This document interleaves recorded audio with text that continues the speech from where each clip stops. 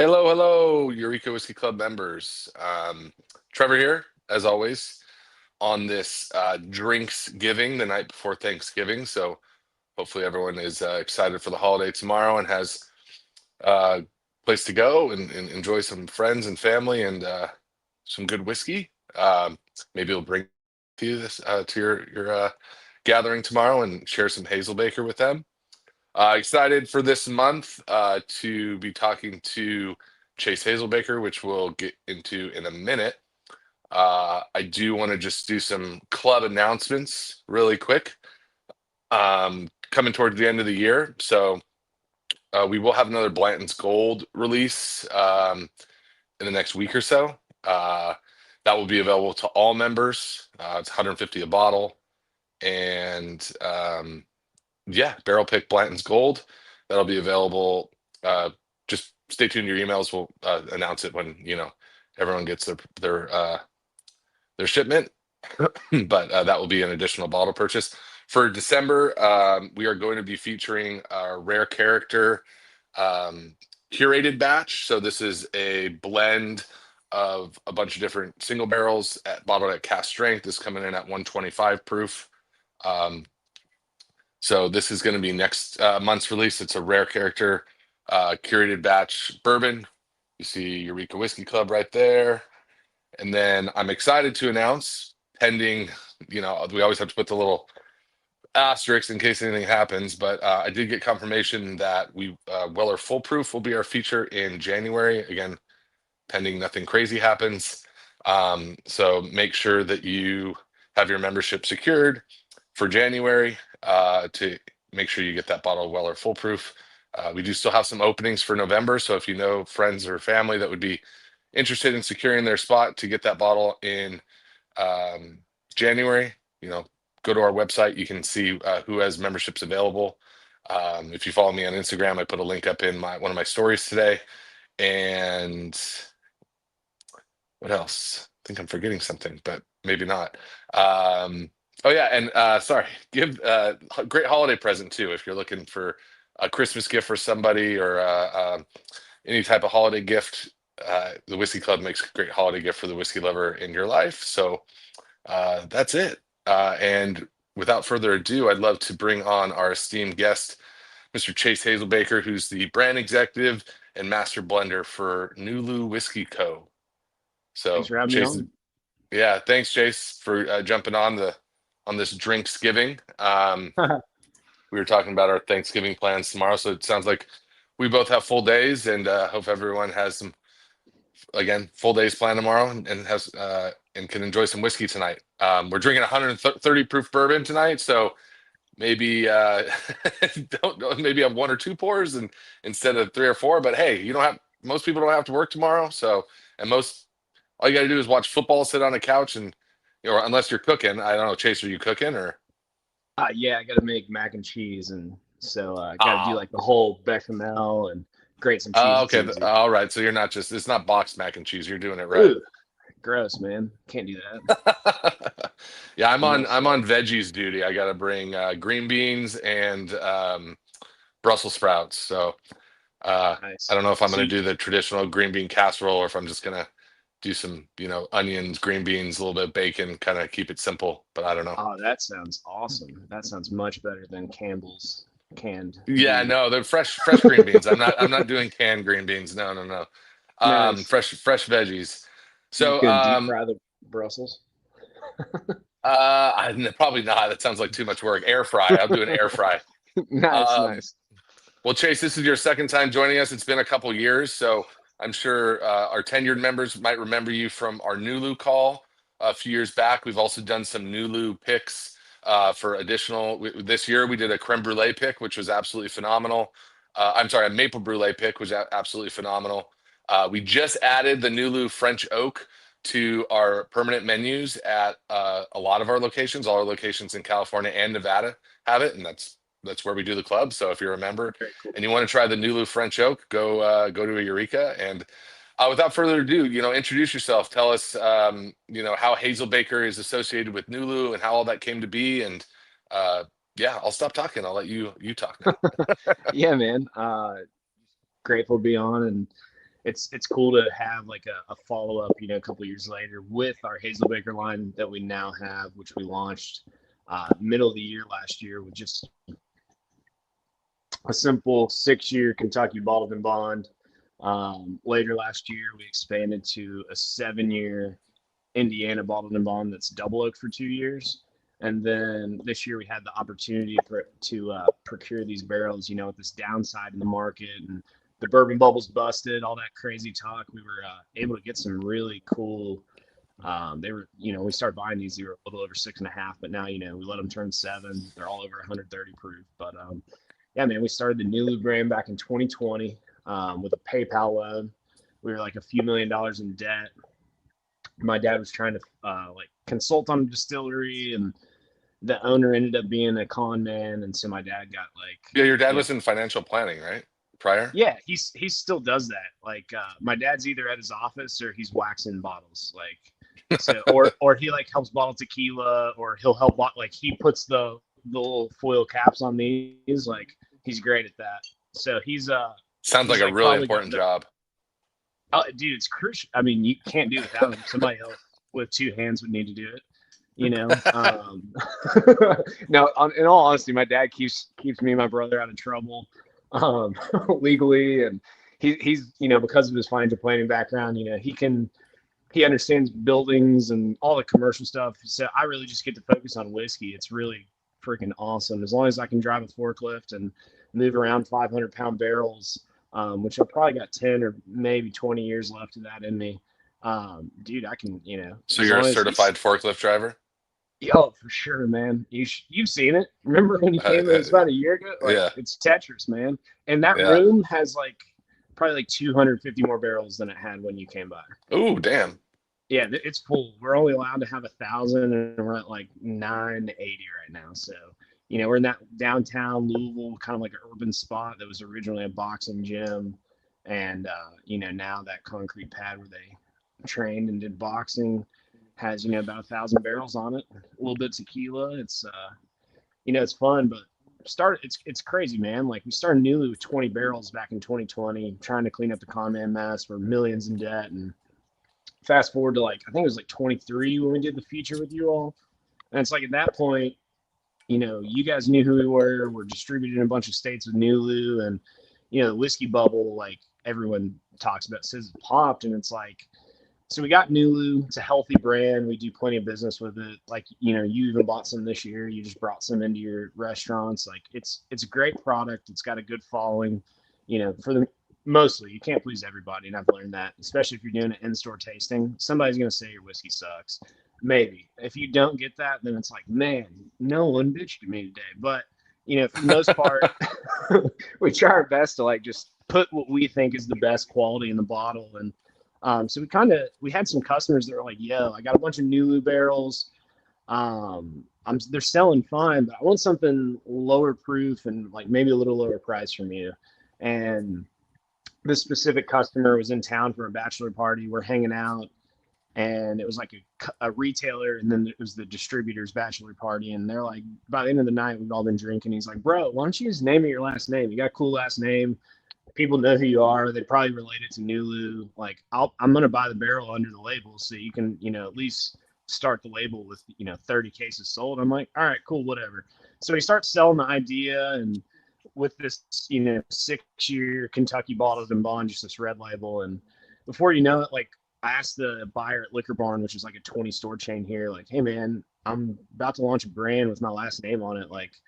We want people to know that Nulu's not just another company. We're a family-owned, family-operated whiskey company, that we're an NDP. We have a crazy story. We had a con man, went through hell to get to where we are, and now it's because of our success, we can put our last name on a bottle and people buy it, just because of our, I guess, our recognition, small or big, however you want to say it. But so we launched the brand, and retailers are picking up, distributors are picking up the brand, and it's just one SKU. And I was thinking in my head, I'm well, if that's doing well, we can expand it. And then this year, we just got really lucky. These barrels kind of fell in our lap. It's goofy. When we were really loading up on inventory back in 21, 22, people would call you, the barrel broker, hey, I got 200 MGP, 21% rise. take them or leave them. And you're like, what? And they're like, you're my first phone call. If you don't take them, I got 5 other people that will. And you're like, shit, I guess I'll take them. And like, you don't even ask the price. You just took them. And now it's completely flipped. They're like, hey, what kind of barrels are you looking for? What would you pay for them? You know, if I could get that done for you, kind of deal. And so the, script is completely flipped. And, to The get this buyer's market mass. versus the seller's market, right?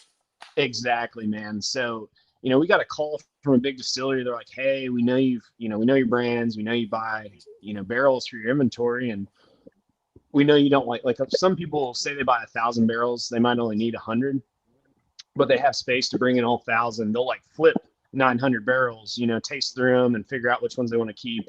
And since they're buying such a big amount, they got a good cost to them, so they have margin to just wholesale them. So you bring them into your warehouse and then ship them out. And we've never really done that just because we don't have the space to do it. And our model's more of like we just want to buy barrels we like and want to hold them. And some of our inventory we've had since 2020, and like it's super sick to have heat cycled 10, 11-year-old bourbon that's everything's tipping hazmat just because of the heat cycling. So we found these, and this distillery called us. They're like, hey, I got 125 entry Kentucky bourbon, 78 corn, 10 rye, 12 barley. They're in char 3 barrels, distilled and aged in traditional rick houses in Bardstown.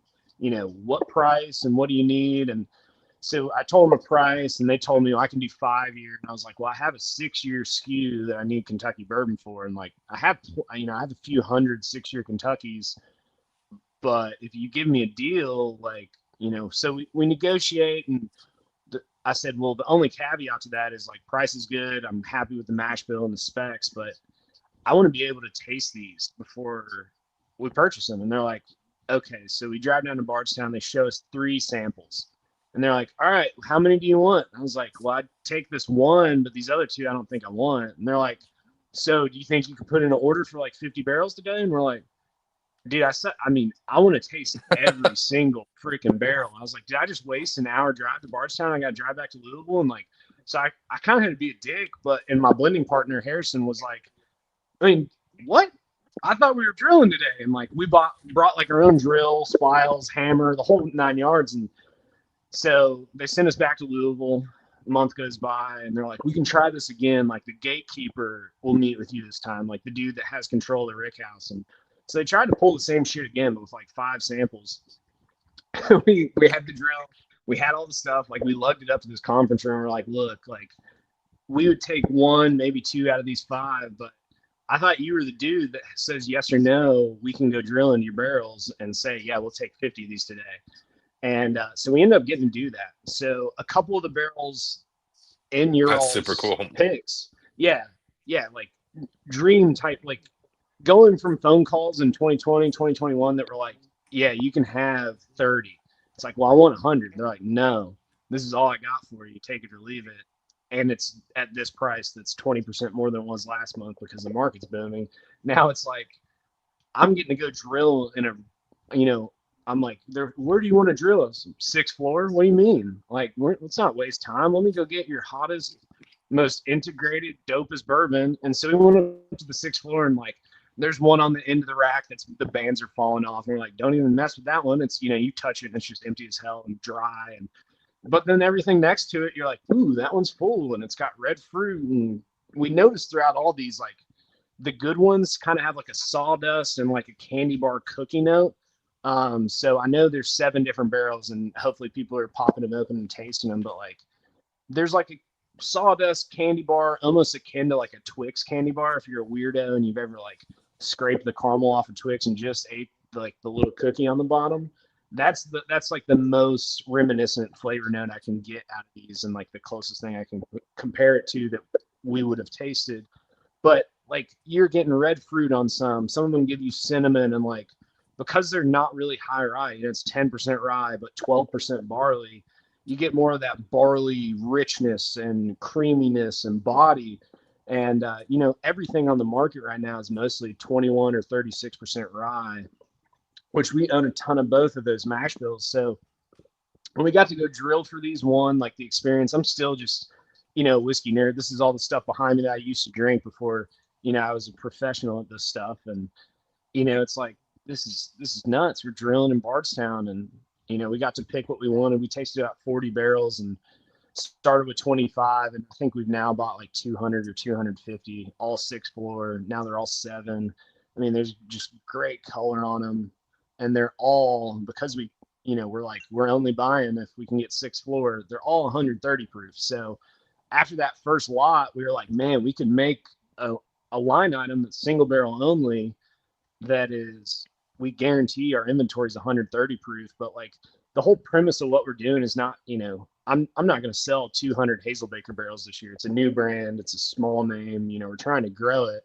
But if I, use Nulu revenue, Hazelbaker revenue, and then our new Louisville Barrel House brand revenue to secure these barrels and use them between our brands, like in 2-3 years, I'm going to have 78, 10, 12. That's for sure hazmat. We've brought all these barrels into our warehouse, so they're heat cycling. And like I said, one of these for sure, I'd have to look back at my notes, but I know LX 9190 is one of the first. That's one we've had since like April or March in our warehouse. So that one got like 6 or 7 months of heat cycle. Yes, sir. So that's a Speyside cooperage, Char 3, but that's one of the ones we originally got to drill. So it was like really cool that you guys grabbed that barrel, and it's really good. But it's just cool to know the history of that, right? Like, it's set in a rick house, it got drilled, it went to my warehouse, and we gave it heat and air conditioning for 6-7 months.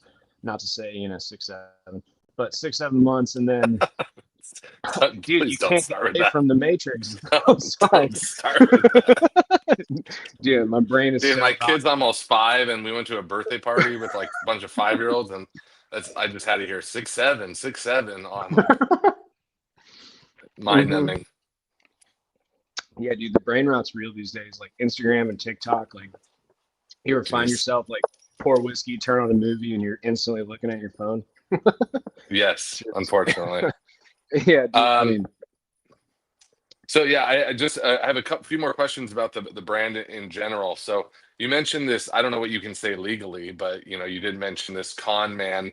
Was this something that, like, your dad with the PCS Distilling Co. Was this something your dad was helping out with, and then he got more involved than he wanted to be, and you stepped in because of the whole situation, or was this something that you wanted to do, from the get-go? Like, when did your involvement come into play with the whole PCS Distilling Co. going into Nulu, all that stuff? I'm sure the timeline seems a bit crazy looking back at it, but oh yeah, I was against this business from the start. Like, I was in the financial planning and insurance business. I'm like, Dad, what the fuck are you doing? Like, you're losing. Like, the first year. So 2015, he was just a consultant for Derby City Spirits. And then the con man situation happened, and my dad had like vouched for them at these, it was like $1,000 an hour attorney's office, and they ran up, like 150 hours on my dad's name. So he was like, I either pay this bill and eat 150 grand, or I pay this bill and buy the assets and liabilities of this con man distillery situation. And really all you had to do is like get the lease on the building, but the lease was like $12,500 a month. And like, my dad has always been, financial planning, you're basically a consultant, right? Your overhead's your office, and that's it. It's $1,000 a month, $2,000, whatever. And so I don't know I guess he might have known, but 2016, we lost a few $100,000, and we racked up a ton of debt. And then like by the end of 2019, we were out of places to go get credit. We're a few million in debt. The landlord was like, if you miss another month's rent on the 1st, I'm going to evict you because you guys owe me like 200 something grand in back rent. Like, so we're like on the thinnest ice possible. Like, my dad, I remember him like, he was like upset. He's like, I sold the gold coins. I told my grandpa I'd never sold or sell to like pay rent. And he's like, but I had a good feeling like this is what he gave them to me for, is like, to help me out in a hard bind. And I'm like, all right, dude. And so like into 2019, we're trying to distill vodka, gin, and rum for a few years. We started sourcing tequila, and 2019, I'd started drinking bourbon, and my dad's partner, who was like in the main business that folded. So there's Harrison and Jay Blevins, which real name was Ben Blevins, and they were roommates and best friend. Harrison's now like my right hand. He's like my blending partner, and I call him Chili. And that's just, well, we could dive into the Chili lore another time. But so if you call a guy Chili, you understand how his best friend could steal his identity, rack up a couple $100,000 of debt on him. This guy had sold like 240% of the DSP, and it's like, what the hell? So, we lose all this money into 2019. I'm loving bourbon. Me and Chili, he's, getting me into bourbon. The bourbon community in Louisville is, there's tons of people in Louisville that hunt, trade, do bottle shares. I'm meeting all these people, trying all these hitters. It's Four Roses. I'm through my tater phase, and I'm like, Dad, MGP is good whiskey. If you can find me some MGP, Total Wine, Liquor Barn, Party Source, I had like 6 or 7 barrel picks lined up, and I had it priced out. I was like, if you can get the barrels to where we can price it at this, it can go through distribution and be on the shelf at $55. Can you just figure out a label?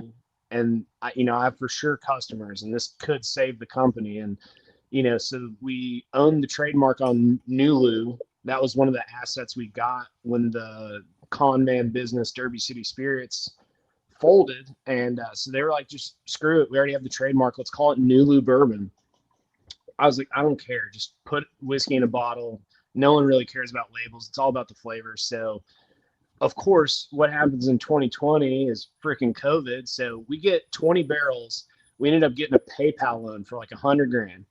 And it was like, we give you $100,000 today, and you owe us $2,000 next Friday and for the next 52 Fridays. So every week you owed a payment. And my dad's like, this is going to be tight. And so February 14th, 2020, the first 20 barrels of 5-year MGP 21% rye bourbon show up. And like, I think it was like the 17th, Kentucky's like, whoa, we shut down. So like 3 days later, I'm thinking we're selling barrels like in the next week or two, and the whole world shuts down around us. And then we were like, oh shit. And really from there, it's been like kind of a blur up until, last 2 years. But like by October of 2020, we had a group coming from Michigan. There was groups coming from Texas. Like people were driving to Kentucky. They're like, y'all are still open for business? And we're like, yeah, I mean, it's a private business. If you guys aren't scared, and whatever, come taste whiskey. And people are like, we want to come taste whiskey. We've been at home. So the Nulu brand started doing well in the Facebook groups. And, at that point I was like, sweet, Dad made a great choice. I love bourbon. And now I can buy bourbon. I can buy barrels. And, now it's like, your question is really great and humbling, because it's always good to be reminded that I hated it at first and thought my dad was nuts. And now it's like, man, I don't know what my life would be like without whiskey and without all the people I met through it. And dude, driving the forklift and spitting whiskey on the floor on a Monday is like the coolest way to like shake off the Sunday scaries. It's not a bad day, So Yeah, that's super cool. Well, I'm glad you love it now, because we love it too, and we're happy that you decided to do it. One thing I forgot to announce, and which we should do now, is we're giving away a couple bottles of whiskey tonight. Do we know what bottles those are? For the best questions of the night, and if you haven't already, start throwing your questions in the comments if you're joining us from YouTube or Facebook, and you're a member. We're gonna, as always with the virtual calls, we're gonna take your questions and try to ask as many as possible to Chase at the end, and then Chase will choose his favorite 2 of the night, and then I choose first place and second place. Are they different bottles, Chase, or are they the same bottles? So they will. I haven't picked which ones yet. I need to see. I don't know. I'll just have to look at all the different artwork. But our new Louisville Whiskey Co., which we're being sued by somebody, so it's going to change to New Louisville Barrel House, whatever. Same shit. It's some of them have like custom art and they're named back here. We haven't signed the settlement yet, so I can say that. Well, I'm not gonna sign shit. My dad will. But so this brand is all of our premium barrels that are heat cycled. So I'll pick 2. Like I keep all the ones that I really like. Again, they've all been in our possession like 2, 3, 4 years. So I tasted a lot of these when they were 5 or 6, and now they're like 9, 10. And most of it, like this one's 129. I think most of what we've been bought on lately is like 125 to 135. So I'll just pick two bangers and give them to the best questions. Sounds awesome.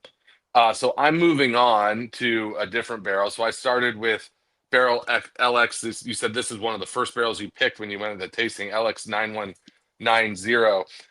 As I pour this, I want to talk a little bit about, the tasting notes that you gave me. I noticed that there's a lot of like candy bar references in a lot of your notes. Is that something that you just like you try to find in a barrel, you seek out, or is that just kind of how you relate bourbon tasting notes? Because like I'll use desserts a lot. Like I'll say, oh, it tastes like apple pie, or it tastes like my Hmm. my grandma's German cookies that I ate when I was a kid, or things like that. Like, is the candy bar reference something you seek out, or is that just kind of your way of relating flavors to tasting notes?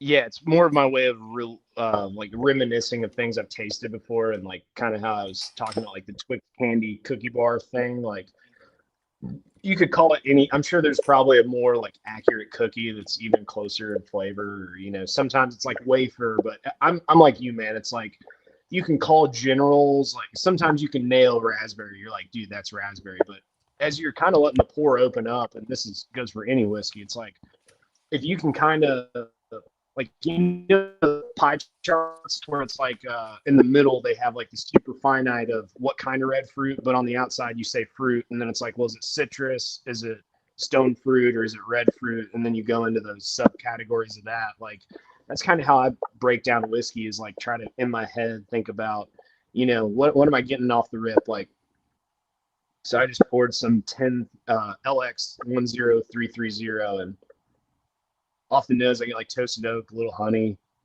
kind of like a wildflower honey, and then a little peppery, little Which one's oaky. this? 10330. So I try to just see what's on the nose. Man, this is really sweet. Now I see why you crush that sample. Or which one are you on? I can Oh, pour that. that's the one. That's the one that it was empty, that I told you was my Yeah. favorite, Which one or did one you of my just pour? favorites. I poured the LX 9225. Oh, nice. That's my favorite of the seven, probably. Oh, So really? Nice. 9228 and 9225 were both an ISC cooperage, so independent stave.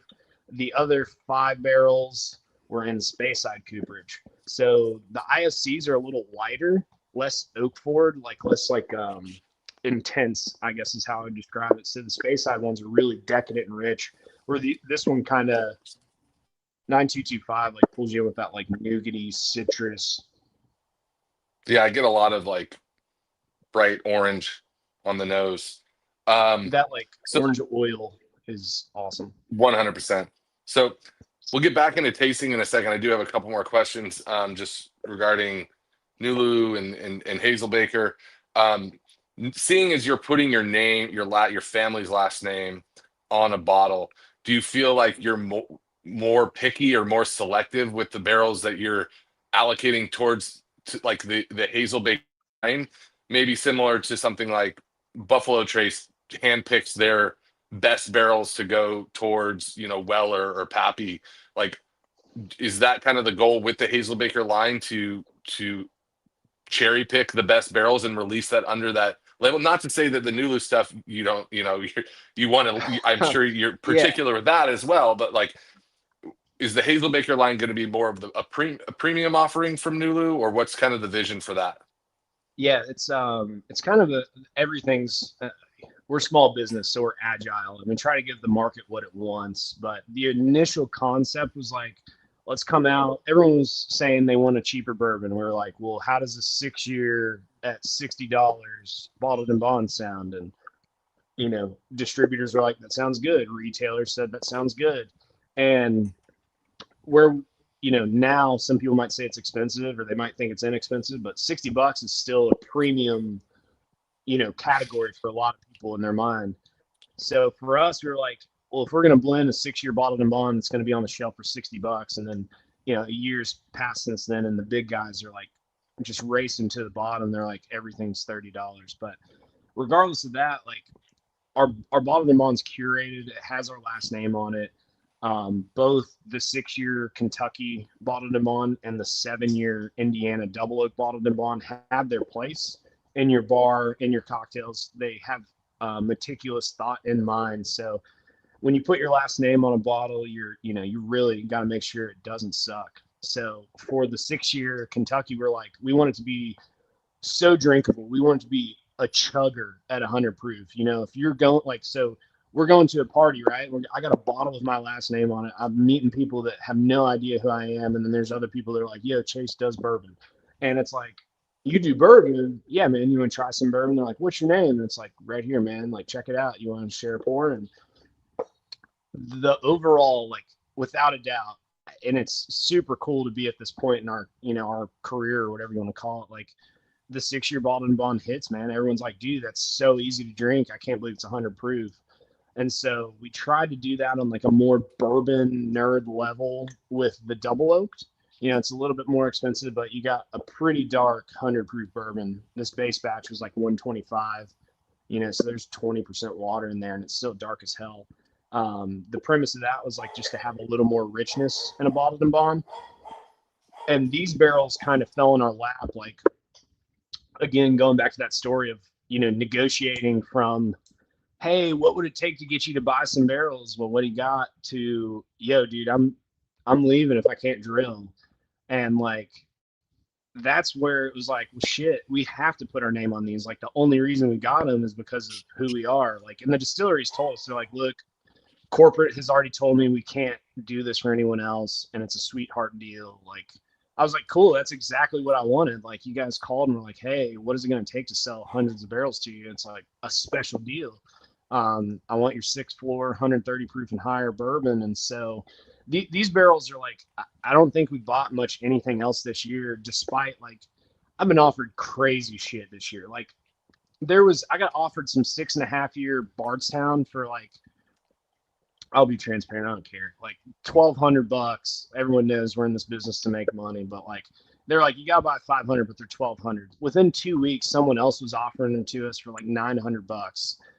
And you're like, for 6.5 year whiskey, it's like 3 years ago, those barrels were like $4 or $5 grand. What the, what I mean? We bought barrels at $4 and $5 grand. Like, Yeah. I got inventory all over the place because we never took on debt. And that's the issue with the wholesale market and with NDP market in the middle tier, like the Luca Marianas, the distilleries that are struggling right now is there's too much debt. Like, there's just way too much bank money. There's too much contract where everyone's locked into these prices with financing behind it and floating interest rates. So, the price of barrels is all over the place. People have interest payments they got to make. And people like us, like, I listened to Drew Colesfield from Willet. He told me, I don't know, probably 3 or 4 times. He's like, my dad's always said the only way to do this business is in cash. He's like, don't take debt, especially on your inventory. And this is back in like 2021, and that's a juggernaut family business, right? Like, Willet Distillery tells you to do something when you're young in this industry. You're like, yeah, I should probably listen to that guy. And, I told my dad, and he reveres what, Drew shares with me as far as like just market perspective and, just, common rules of the trade. And so here we are and almost 6 years into this. And, we paid only cash for inventory. So throughout this year, when we had wins and people were liking our juice, we just reinvested into these because I think we can put them in Hazelbaker for now, but that new Louisville, again, it will be barrel house line. That is, that's what's blowing up for us right now. And like, I'm sure you're seeing it. Like, people want double digit age statements. They want premium single barrels where there's only 80 bottles and only 80 people can get it. And, that part of the whiskey community is still alive where like, unless it's something cool like a curated small batch or something like this where it's 7 unique single barrels, like single barrel game's alive, but you can see it on the shelf with the big guys. These small batches are not moving, unless it's $20, in Evan Williams or Knob Creek. So we're just trying to. Yeah. I mean, I remember when we started this club, it was hard to get like the amount of barrels we needed. Once we grew it to a certain number, it was like, how many barrels do you need? And I was like, I need 6 to 8 barrels. Now it's like, and they're like, well, we don't know if we can give you 6 to 8 barrels. Now it's, well, we take not 18. everybody, but a lot of people are like, we'll give you, yeah, you want 10, you want 12. I mean, the big, Sazerac is a different beast, but But for the most part, it's a lot easier to get stuff these days. I do Hmm. want to ask one more question before we go into kind of. I just want to run through the tasting notes of each barrel because you were gracious enough to provide those. Question about kind of the heat cycling process. So heat cycling can obviously accelerate the development of the whiskey. What differences do you notice between the 6 year mark and the transition into a 7 year? Because what we're drinking here is a 7 year. The like so when I drink whiskey, especially like first sip, sometimes you get that like almost like a pilsner beers in your glass, right? Like it's you almost taste the mash like from the fermenter. So with these, especially with this 9225, I just went back to it and it's got whatever cookie note that is. It's like kind of hanging out on top, and there's orange zest and all that. There's just sugar and rich oil, but at 6 years old, you're kind of going to be a little more rough around the edges. It's super bizarre. Like I think if you think about it as percentages, right? Like every year for a 5 years, 20% of the life in the barrel, and for a 6 year, it's like what is that, 16% roundabout, and then 7 years, 13% or something like that. So you, the further you get, like 8 to 10 is less change than 6 to 7, in my opinion, and just because it's so much further along, and like at 3 and 4 you can see where a barrel's going, but like from 5 to 6 is like a nice level of polishing, but like, and that's just normal aging, and like 5 to 7 is like, whoa, huge difference. It's like 40% more age. That's a lot. So Yeah. if you think about it from that perspective, and then you compound it with heat cycling, like Kentucky's, it sucks, dude. You guys are so lucky. I love the West Coast. It's like 30 fucking degrees here. It's cold as shit. And so most rick houses, their barrels are, Guess what the temperature in California was today? Sorry. oh, was it like a rough 65? No, dude, I freaking walked outside and it was 83 degrees. I Oh, was like, dude. I was like, what is going on? Dude. It was just like in the high 50s like a few days ago. I I felt guilty because I put my son in like a big I didn't check the weather. I just put my son in like a big jacket on the way to school. And again, California weather, I'm talking cold. I'm talking like in the high 50s. You're like, Yeah. that's not cold, but it's cold for us. Anyways, sorry to side tangent. I was just No, like, dude, I I get it. walked outside. I was like, why is it hot? It's 84 degrees. Jesus Christ. Dude, Um, that's bizarre. That is yeah. bizarre. Yeah, I think yesterday it was like mid 50s in Kentucky, and then last night it got down to like 38. And then instead of getting warmer in the morning, it was like, no, it just stayed 38. And then tonight it's supposed to get down to like 28, 29, I think. And so warehouses get cold. Think of like a normal rick house, like a Yeti cup. It's like once that's cold and there's ice cube barrels in it, it takes weeks to get those things hot again. Yeah. So right now our warehouse is on 74. That's a super mild heat cycle. I'm just waiting to dump some barrels that are about to turn age. So it's like I want to give them some love, want to get them in the wood, but I don't want to vastly change some stuff that we're about to dump.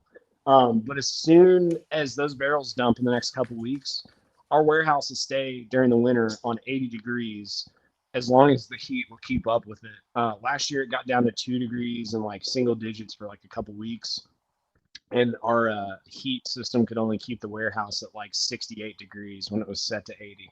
I'm pretty sure my dad was pissed because the electric bill was like super expensive, but whatever. It makes for better whiskey, and he gets it now.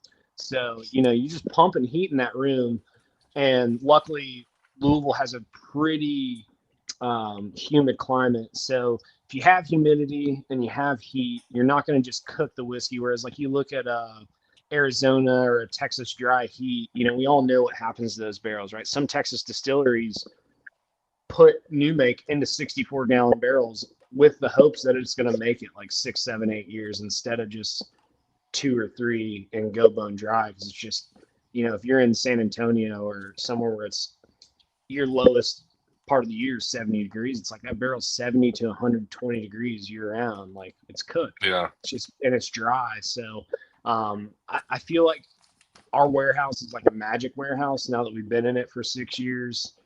the heat cycle, we'll do 80 for 4 weeks and then we'll turn it off completely and let the warehouse get down to like 60 for a week. Let the barrels push that sugar out and then we'll crank it right back up to 80. And I mean, in the winter, it's like a sauna. You wear your winter coats and, it's 20 degrees outside, but as soon as you're in there, you're like, all right, taking off layers because we'll start sweating, it's like you just do it for the barrels. And it's really cool to see like the change from November to March. Like our barrels are basically in summer, 80 degrees all day, every day. You go up 2 proof points in 4 months. And then if they're on the top stacks, we palletize like the stuff that's 5th high. We've seen bungs, like head bungs, because they're palletized. They're right under like the heat vent and like the bung shot out because the whiskey got so hot just from getting pumped heat onto it. So like at that one, I mean, we dumped a barrel earlier this year that was like 149 proof, and it was an MGP. So not only is it hard to go from 125 to 149, but from 120 entry proof to 149 is like, damn. It's like, yeah, you put it upstairs, cook it, and heat cycling is a game changer, man. It's old Brown Foreman knows what the hell they're doing. They got the most popular whiskey brand in the world, and they heat cycle all that King of Kentucky, all the Old Forester. Their 5-year single barrels are 133 proof. It's like, what the hell? It's heat cycling. Yeah. It's the only way you get that stuff. Crazy. Well, let's go through the tasting notes here. I have your tasting notes that you provided.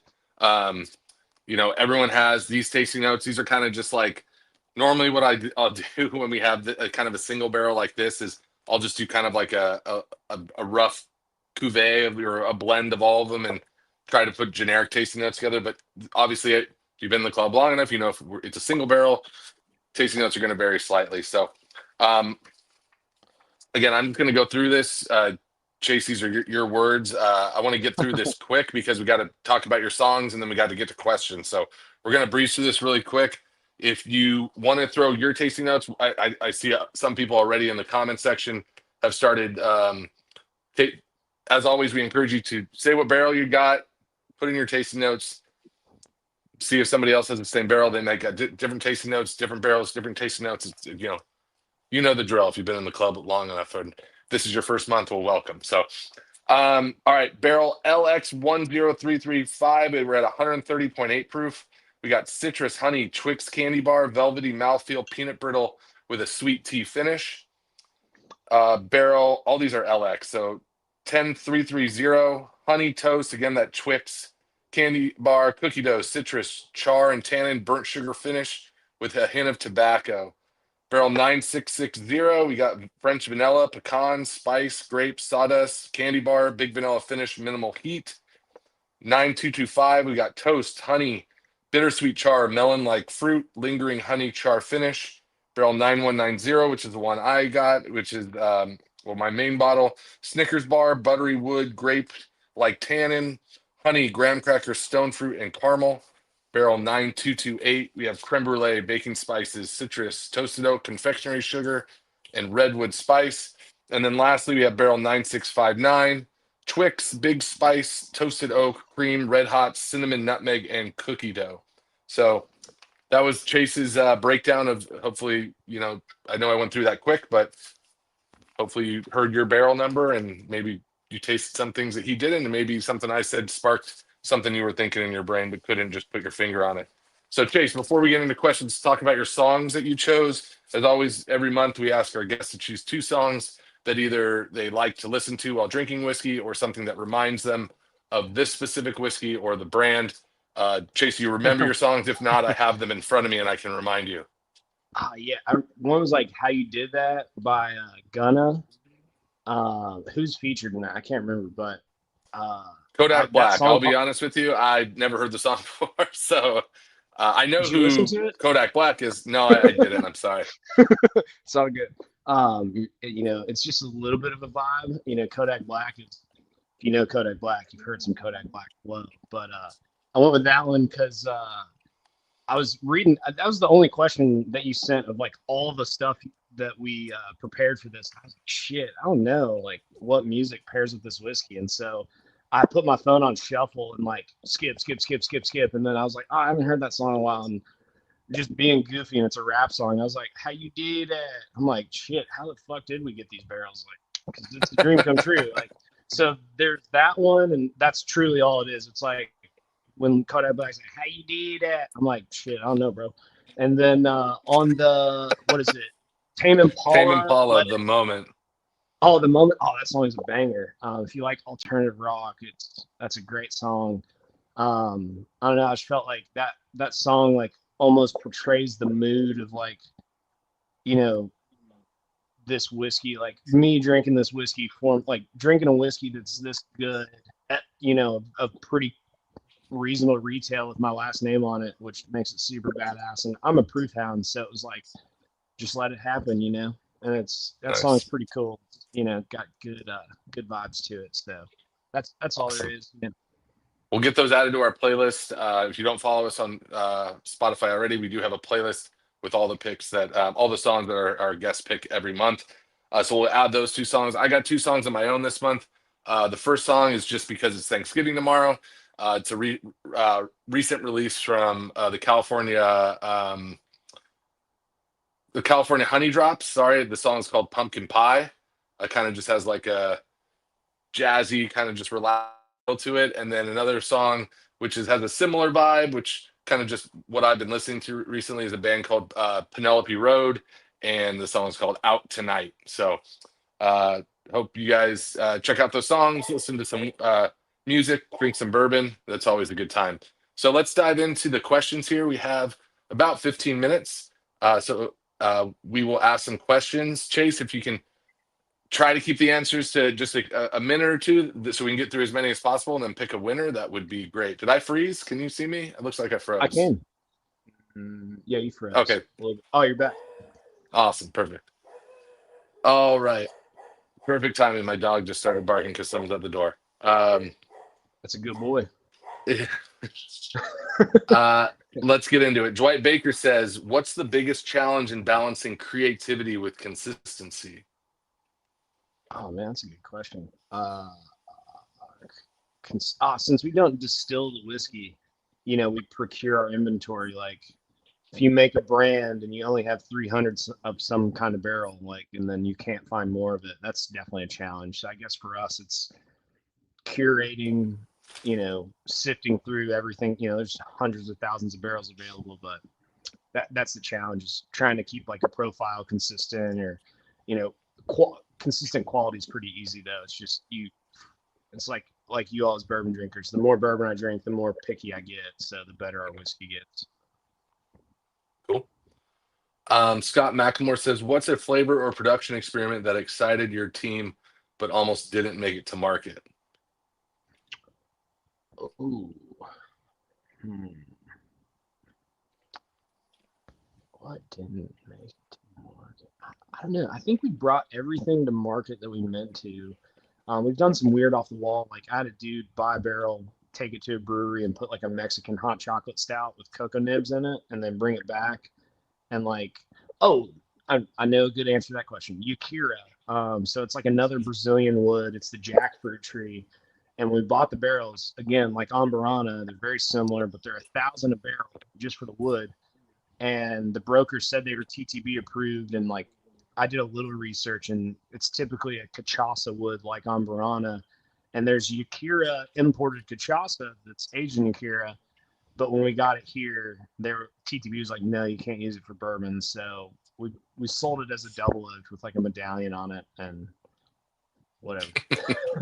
Lesson learned. I love it. Angela Faulkner says, "What are your favorite parts of being a master blender, and what is the most challenging part of creating a new blend?" Oh man, like you kind of fall in love with like I imagine like artists or musicians or it's like every time you nail a blend and you haven't done an in-store tasting where people are dicks to you, you're like, oh, this is the coolest thing we've ever created. But like, what's tough is like, so from the time we dump a batch and I'm staring at 700 gallons of bourbon, like 6 months might go by before people start drinking it. So it's like, oh shit, this is good, but they should try what I just blended today. Like, you know what I mean? So that's kind of like a hurdle, is just a mental like oh, they've tried this, but wait till they try this. But it's kind of cool to see that come to fruition. But it's I don't know if there's really anything negative about being a master blender. It's pretty badass. Like you just spit a lot of whiskey out. Like that's the downside. You don't swallow everything, I guess. Michael Ragsdale asks, do you have a different flavor profile you're going for with different labels you're picking barrels for? So I kind of asked this question before, but Yeah, totally. Like the Hazelbaker stuff is like two bottled in bonds. We want those to be approachable and drinkers. And then we just added this high proof. It will only be these barrels from Kentucky with this mash bill. And kind of like the vibe is, I know he went through those tasting notes quick, but like these are all velvety, rich. They don't, none of them drink 130. Like even 9228, it was like spicy, but it's not like hot like ethanol. Like it's just like baking spice, nutmeggy, but you still get some sweetness. So, yeah, that's with the new Louisville barrel house stuff. Like that's we're looking for like dumb good, really rich peak maturity. And then Nulu has kind of turned into like cash strength finishes. Like we have 3 year double oak now. It went in a double oak barrel at 4, now it's 7, and maple brulee and various brandies, honey finishes, toasted honeys, all that stuff. So everything kind of new is going to be experimental and cash strength. Hazelbaker will be some drinkers, and then these high proofs, and then the new Louisville's 8 year plus that's all been heat cycled. got it. Mark Horowitz, sorry, asks, what is your sweet spot proof wise as a personal preference currently? Currently, there's a huge push for high proof and hazmat, but he wants to know kind of what your sweet spot is for proof. As somebody who is starting to get known, like our brands are getting known for hazmat, like, dude, hazmat's awesome. Like there's a reason it's rare. It's people want proof because you can always water it down, but like as you can taste with these, hopefully all your all's bottles. I know on Fresh Crack, I'm noticing some of these are a little tighter in the glass than they were out of the barrel, but again, it's oxygen free. There's a lot of oxygen in the barrel, but dude, high proof whiskey is just richer. It's more oily. It's you're drinking straight from the barrel.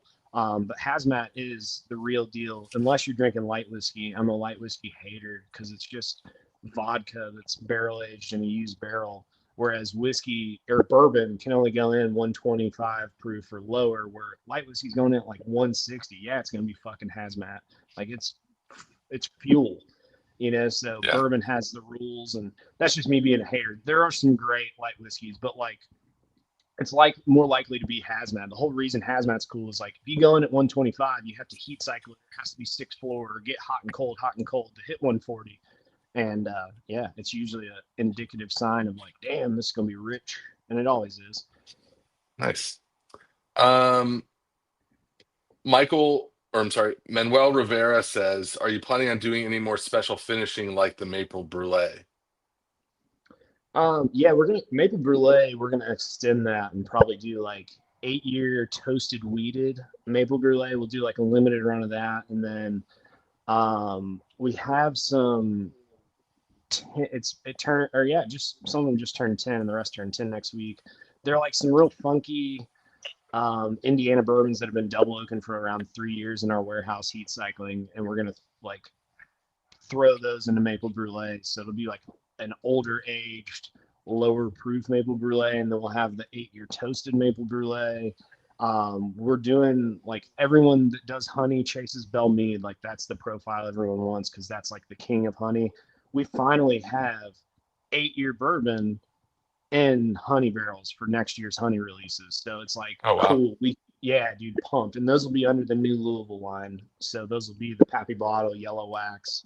Um, All right, we I'm haven't yet. requesting my sample bottle now. Yeah, dude, I got you. Shit, you can pick one if you want. There's only like 6 or 7. Damn it, they're for real or 6. There's 7.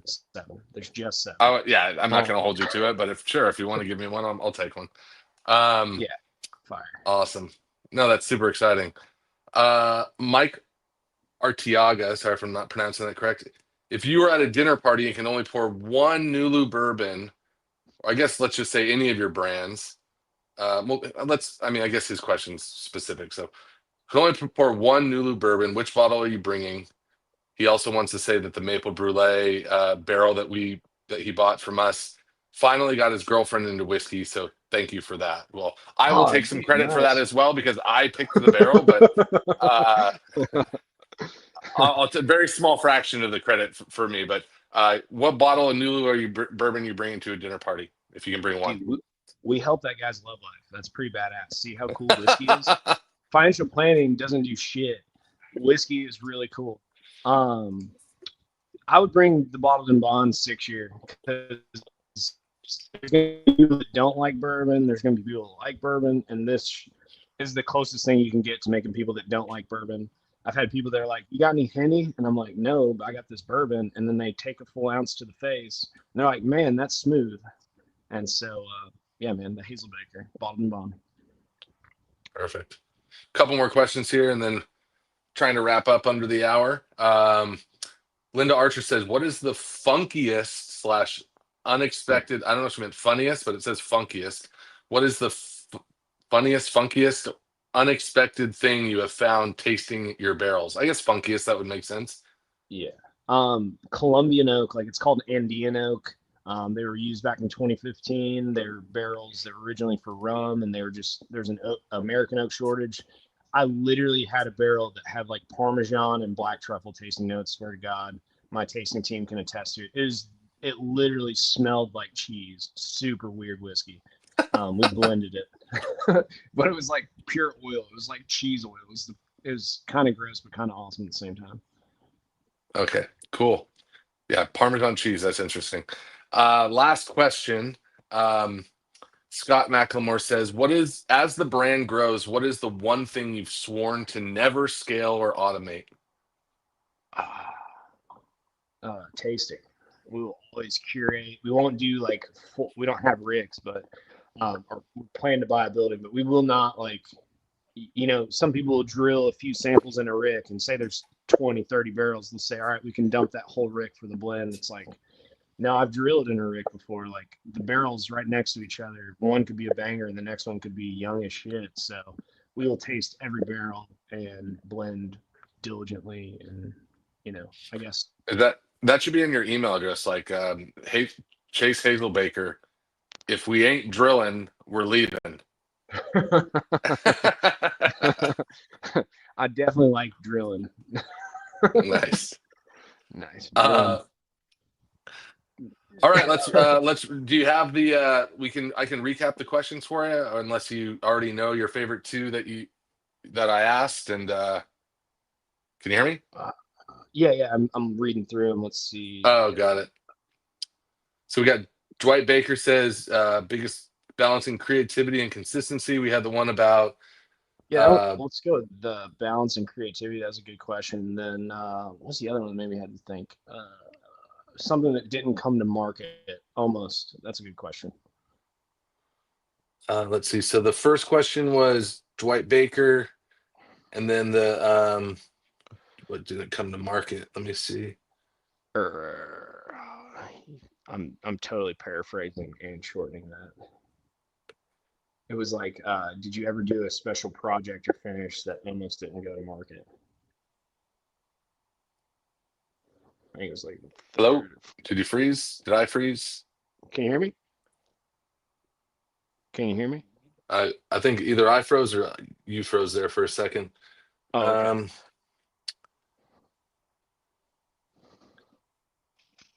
Why can't I find that question? The answer was the Eureka. We can pick a different one. Oh, here we go. No, Scott McLemore asked that question. Didn't make it to market. So we got Dwight Baker and Scott McLemore.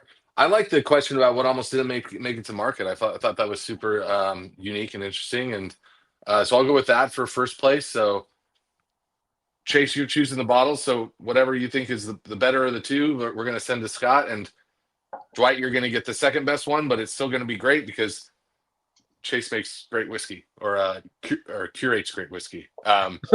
Thanks. All the above.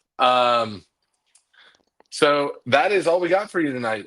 We appreciate the time. And again, if you joined late, just a special sneak preview. We are going to be releasing our rare character curated batch. This is a micro blend of some barrels bottled at cask strength, 125 proof. next month for December, that will be the pick in your bag. We got a Blanton's Gold barrel that we picked that will be released to all members sometime in the next week or two. That will be available to purchase as an additional bottle purchase. That's going to be 150 a bottle, and then January we'll be featuring our Weller Foolproof barrel picks as well. And Chase, I just want to say thank you. If I didn't mention this before, but Chase came through for us like in a big way with this month. There was some distribution stuff where I had to move some stuff around because barrels that were selected from someone else weren't going to be ready in time, and I called Chase on a Hail Mary, and he came through, and he even was, we had to push the call to tonight versus last night. And you're just, you're an all-star dude, and I greatly appreciate it. One last thing as a reminder, I mentioned at the beginning of the call, we will have if you like Nulu, if you like Hazelbaker, we did add the Nulu French Oak. I like it so much this bottle's almost gone, but the Nulu French Oak is on the menu permanently at all Eurekas in California and Nevada where the club exists. So you can go into any Eureka and order a pour of that. And if you're ever in Louisville, go check out Nulu. It's a great spot. And Chase Hazelbaker, you're the man. I appreciate it. Dude, thank Happy y'all for having Thanksgiving. me. Happy Thanksgiving. Have a wonderful night, everybody.